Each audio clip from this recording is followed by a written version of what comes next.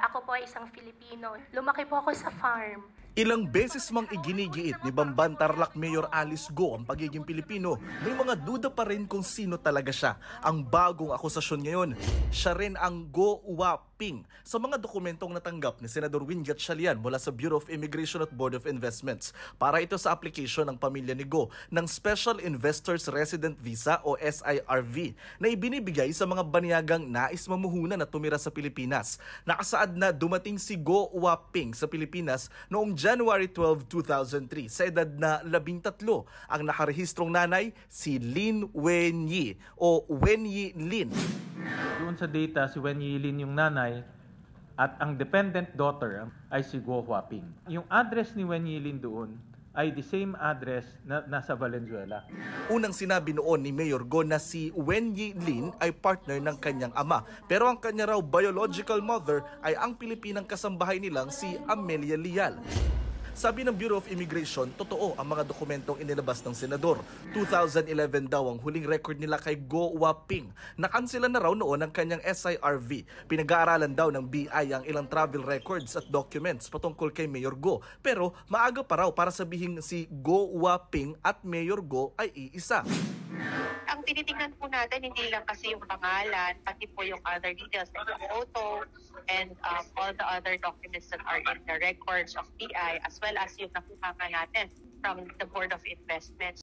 Sa tanggapan naman ng Zone U1 Technology, operator ng Pogo sa Bamban na sinalakay noong Abril, may ilang dokumentong sinusuri ng PAOK o Presidential Anti-Organized Crime Commission. Gaya ng mga bill sa kuryente mula July hanggang November 2023 na nakapangalan kay Mayor Go at statement of account nitong Pebrero na nakapangalan din kay Mayora. Sinubukan namin kumpirmahin sa Tarelco 2 ang mga electric bill pero wala pa silang sagot. Pati proposal ng pasweldo para sa housekeeping staff mula sa isang manpower agency na may petsang June 20, 2022. Naka-address din kay Go at sa Bauful Land and Development Inc. Nakipag-ugnayan kami sa Arisan Trading and Manpower Services para rito pero hindi pa sila tumutugon.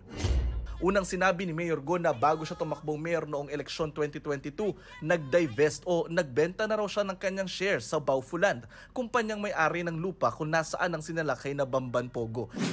Taliwas ito dun sa sinabi niya na nag-divest na siya even before pa siya ang manalo na mayor ng Bamban Tarlac. Kasi once na ikaw ang nagbabayad, siyempre, involved ka sa finances, sa management ng pera ng kumpanya. Malaking ebidensya ito sa isasampa naming kaso. Hindi pa raw nakikita ng kampo ni Go ang mga dokumentong hawak ng PAOK pero pumalag sila sa mga dokumentong ipinakita ni Senador Gatchalian. Filipino citizen, she is a holder of a Philippine passport and she is a registrant of with a birth certificate. Handa raw silang sumagot sa mga akusasyon sa Mayora, pati sa reklamong inihain sa kanya ng DILG sa Ombudsman. Iimbitahan naman muli ang Mayora sa pagdinig pa rin ng Senado sa susunod na linggo, kaugnay pa rin sa ni-raid na Bamban Pogo.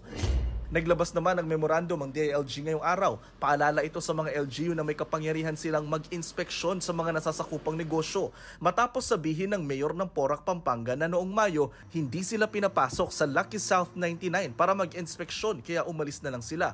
Illegal na Pogo pala ang naturang pasilidad. Tignan nila even to the barangay level.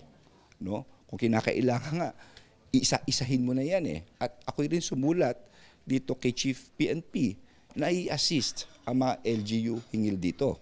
Sabi ng DILG, base sa datos ng PAGCOR, 43 na lang ang mga lisensyadong Pogo sa bansa. Lahat nasa Metro Manila maliban sa isang nasa Kawit, Cavite. Sabi naman ng Labor Department, handa raw silang tulungan ng nasa 20,000 Pinoy sa mga ipasasarang Pogo. Para sa GMA Integrated News, Jonathan Andal, ang inyong saksi.